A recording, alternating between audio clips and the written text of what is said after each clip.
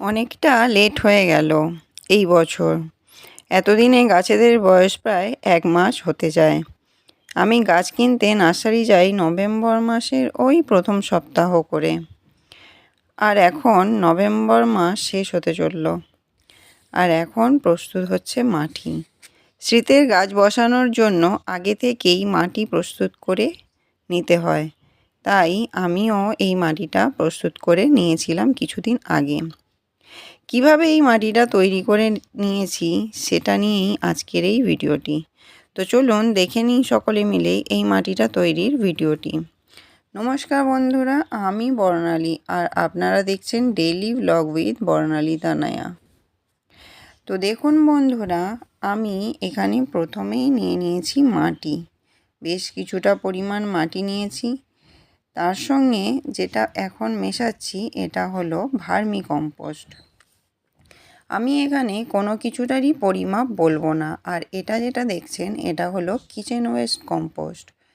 আমি বেশ কিছুটা কিচেন ওয়েস্ট থেকে কম্পোস্ট সার বানিয়ে রেখেছি, অবশ্যই মাটি মেশানো। তো সেটাই শুকনো করে রেখে দিয়েছিলাম শীতের গাছ বসানোর জন্য আগে থাকতেই তৈরি করে। তো সেটাই এখন এইখানে ওই মাটির সঙ্গে মিশিয়ে নিচ্ছি। মাটি, ভার্মি কম্পোস্ট আর কিচেন ওয়েস্ট কম্পোস্ট সার।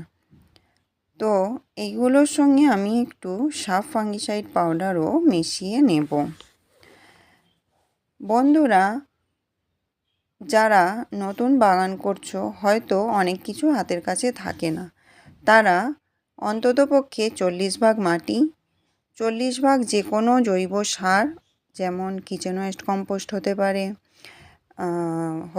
সেটা ভার্মি কম্পোস্ট, হতে পারে সেটা গোবর সার। হয়তো তোমরা যারা নতুন বাগান করছো কিচেন ওয়েস্ট কম্পোস্ট তারা পাবে না, তারা এই মুহূর্তের জন্য গোবর সার বা ভার্মি কম্পোস্ট দিয়ে কাজটা চালিয়ে নেবে।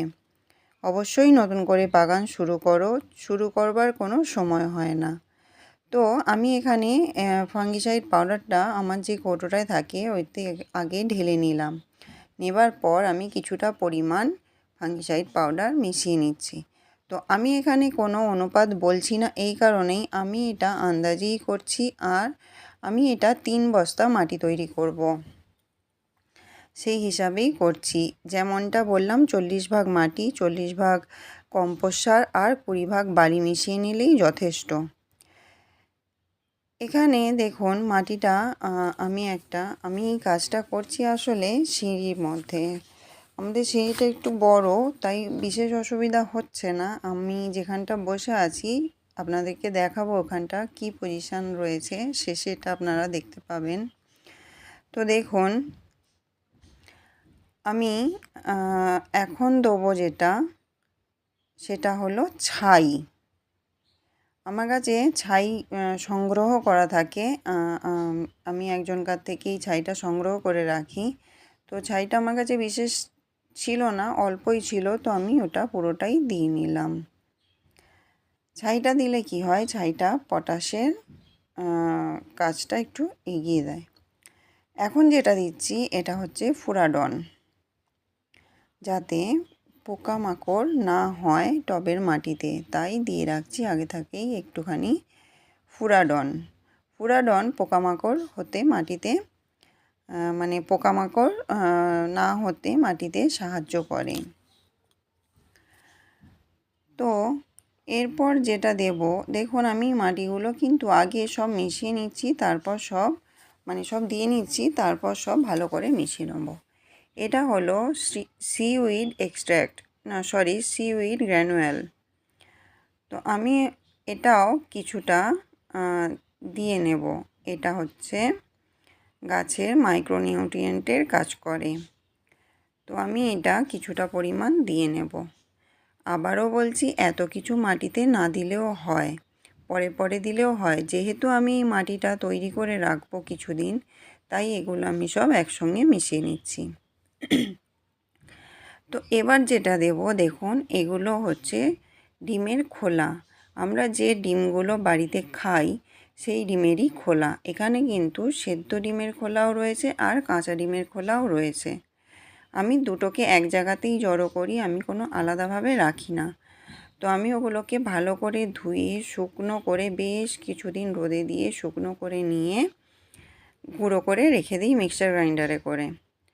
তো আপনাদেরকে দেখাই আমি কিভাবে এগুলোকে শুকনো করেছি। যারা আমার পুরনো বন্ধু তারা হয়তো আমাকে এরকম ছাদে শুকনো হচ্ছে এরকম ভিডিও অনেক সময় দেখেছেন। তো দেখুন আমি ডিম খোলাগুলো অনেকটাই ডিম খোলা ধুয়ে ভালো করে শুকনো করতে দিয়েছিলাম ছাদে।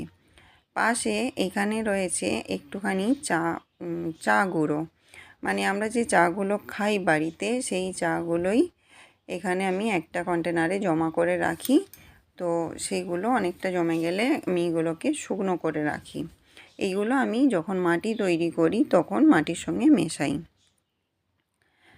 তো আমি এখানে ওই গুঁড়োনো এটা কি বলে ডিমের খোলাটা দিয়ে নিলাম। এবার আমি এটা দিচ্ছি নিম কেক পাউডার অর্থাৎ নিমখোল। তো আমি এখানে নিমখোলও কিছুটা পরিমাণ দিয়ে নিচ্ছি। এটা গাছেদের খাবারেরও যেমন একটুখানি সাহায্য করবে, আর সাহায্য করবে পোকামাকড় যাতে টবের মাটিতে না হয়। নিমখোলটা মাটির একটা মানে টবে মাটি তৈরির একটা গুরুত্বপূর্ণ জিনিস বলা চলে। তো যারা নতুন বাগান করছো নিমখোলটা একটু পারলে দিও মাটিতে। আমিও অনেক দিন বাগান করছি না, তবে বাগান করতে করতে যতটুকু শিখেছি ততটুকুই আপনাদের কাছে আমি শেয়ার করছি। তো দেখুন সব মিশ্রণগুলো আমি মাটির সঙ্গে ঘুরিয়ে ঘুরিয়ে চারিদিকে ছড়িয়ে নিচ্ছি। কেন ঘুরিয়ে ঘুরিয়ে ছড়িয়ে নিচ্ছি, আমি এক সাইড থেকে এগুলোকে চালুনি করে চেলে নেব। ঠিকই শুনছেন, আটা চালার চালুনি নয় তা বলে, মাটি আমি একটা চালুনি করে চেলে নিয়েই এভাবে রেডি করে রাখি। তারপর মাটি তৈরি করবার সময় এইভাবে কাজটা করে নিতে খুব সহজ হয়। তো আমি ওই মাটিগুলো শুকনো করে চেলে বস্তা ভরে রেখে দিয়েছিলাম। তো এখন যেহেতু মাটিটা তৈরি করছি, যেহেতু সব মিশ্রণগুলো ভালো করে মেশাতে হবে, তাই আমি সেই চালুনিটা করেই সব মাটিগুলো অর্থাৎ মাটির মিশ্রণগুলো ভালো করে মিশিয়ে নেবার জন্য এখন চেলে নিচ্ছি। দেখুন যেহেতু আমার মাটিগুলো সবই চালা বা কিচেন ওয়েস্ট কম্পোস্টটাও চালা, তাই দেখুন আমার কিন্তু চালুনিতে বিশেষভাবে পড়ে থাকছে না। ভার্মি কম্পোস্টের যে ডেলাগুলো থাকছে ওইগুলোই মানে রয়ে যাচ্ছে, কিন্তু ওগুলো একটু হাত দিয়ে নাড়িয়ে দিলেই সবটাই নিচে চলে যাবে। আমি শুধুমাত্র এগুলো সমস্ত উপকরণগুলো মেশানোর জন্য এইভাবে চালুনি করে চেলে নিচ্ছি।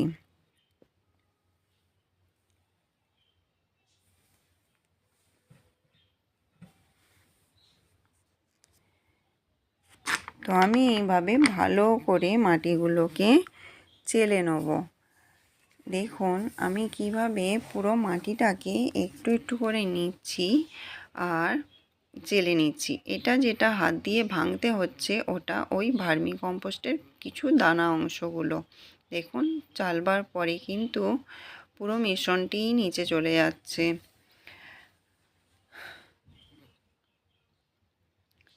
তো যারা মানে মাটিটা এইভাবে চেলে নিলে কি হয়, মাটিগুলো খুব সুন্দর ঝুরঝুরে মতন হয়, টবের মাটিটা খুব ঝুরঝুরে হয়।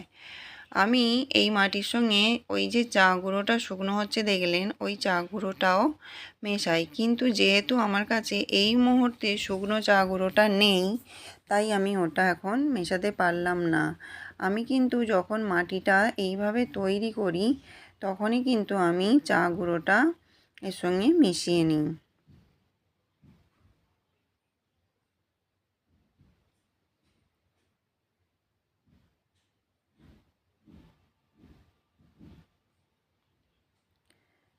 তো তোমরা যখন মাটি তৈরি করবে যদি এরকমভাবে একটু মিশিয়ে নাও, অর্থাৎ চালনি করে চেলে যদি মিশিয়ে নাও, তাহলে দেখবে মিশ্রণটি কিন্তু খুব সুন্দরভাবে সব কিছুর সঙ্গে মিশে যায়।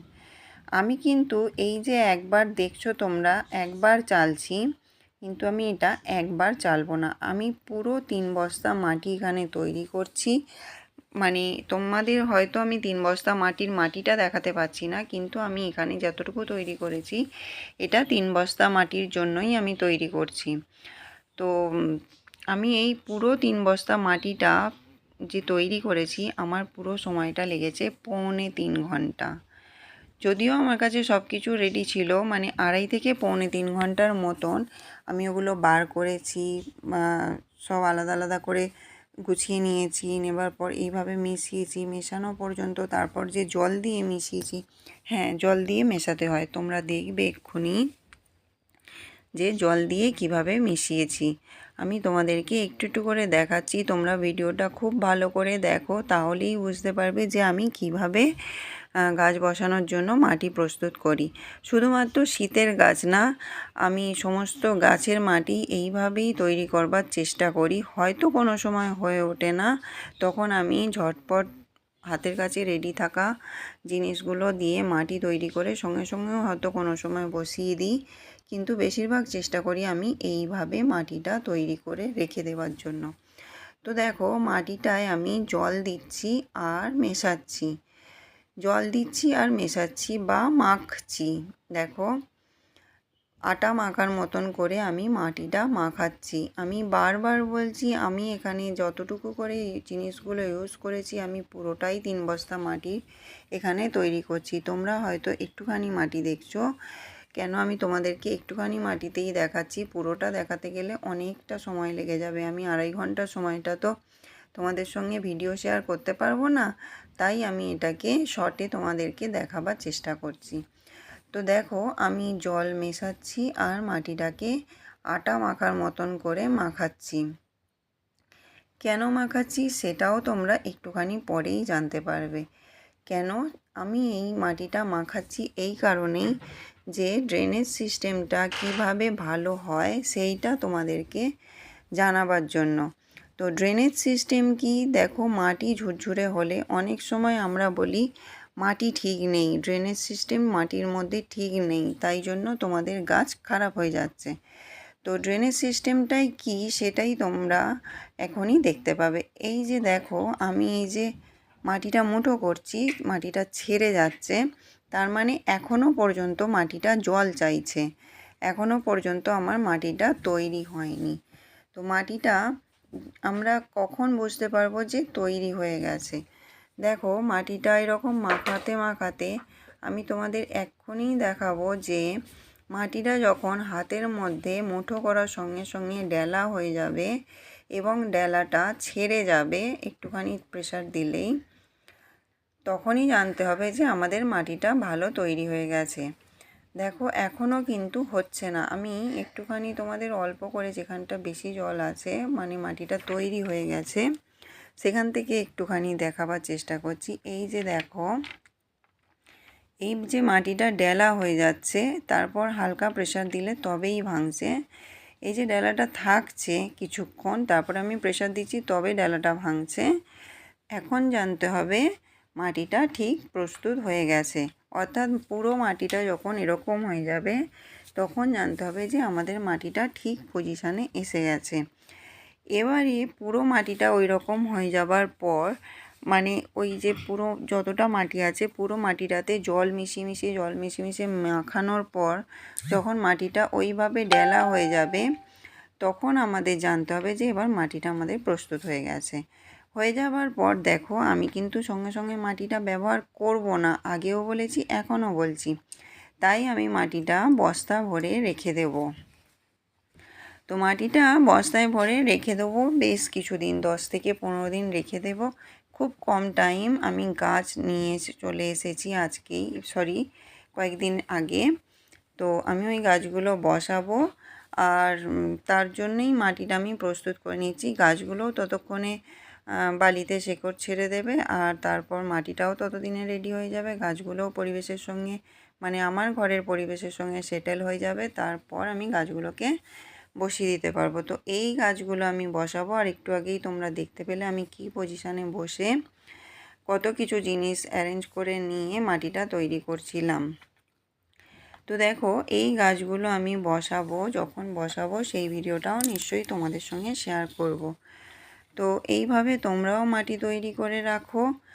আর মাটি তৈরি করে রেখে তারপর বেশ কিছুদিন পর মাটিটাকে একবার রোদ দিয়ে শুকনো করে নাও, নিয়ে তারপরে তোমরা গাছ বসাও, তাহলে দেখবে তোমাদের সব গাছ খুব ভালো হবে। আর ভিডিওটা এই পর্যন্তই, আর বিশেষ কিছু বলবার নেই, কেন মাটিটা তৈরি করাটাই দেখানোর ছিল। দেখো আমি প্রচুর গাছ কিনে এনেছি, সম্ভবত এখানে 50টা গাছ হবে, প্রায় 50টা গাছ হবে। আমি বিভিন্ন রকম গাছ এনেছি, এগুলো যখন বসাবো তোমাদের সঙ্গে অবশ্যই শেয়ার করব। তো যে সকল বন্ধুরা ভিডিওটি এতক্ষণ মনোযোগ সহকারে দেখলেন এবং ধৈর্য সহকারে দেখলেন তাদেরকে অসংখ্য ধন্যবাদ। আর চ্যানেলটিকে অবশ্যই লাইক, কমেন্ট, শেয়ার করবেন। আর নতুন বন্ধু হলে সাবস্ক্রাইব করে পাশে থাকবেন।